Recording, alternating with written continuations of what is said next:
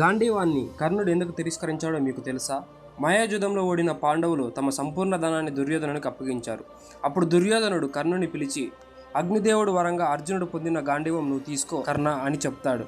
కానీ కర్ణుడు ఆ మహాధనస్సు స్వీకరించడానికి నిరాకరించాడు. అతడు సాత్వికంగా ఇలా అన్నాడు, నా శక్తి, నా బుద్ధి, నా ప్రకారం మీద నాకు పూర్తి విశ్వాసం ఉంది. అర్జునుడిని ఓడించడానికి దేవతలు వరమైన ఈ గాంధీవం నాకు అవసరం లేదు. అయితే పాండవులు వనవాసంలో ఉన్న సమయంలో అర్జునుడు ఈ సంగతిని వ్యాస మహర్షికి చెప్పి బాధను వ్యక్తం చేస్తాడు. అప్పుడు వ్యాసుడు నవ్వి, అర్జున, కర్ణుడు గాంధీవాన్ని తిరస్కరించడానికి ఇంకో కారణం ఉంది. అప్పుడు అర్జునుడు వ్యాస మహర్షితో ఇలా అంటాడు, ఏంటి ఆ కారణం గురుదేవ? భగవంతుడైన శ్రీకృష్ణుని కృప వల్లే నువ్వు గాంధీవాన్ని ఒక బొమ్మలా మోయగలిగావు. కర్ణుడు నీ గాంధీవాన్ని కనీసం కదపలేడన్న సంగతి కర్ణుడికి బాగా తెలుసు. అందుకే మర్యాదగా నాకు గాంధీవం అవసరం లేదని అన్నాడు. నేను స్వచ్ఛమైన యోధుడు అనిపించుకున్నాడు కర్ణుడు.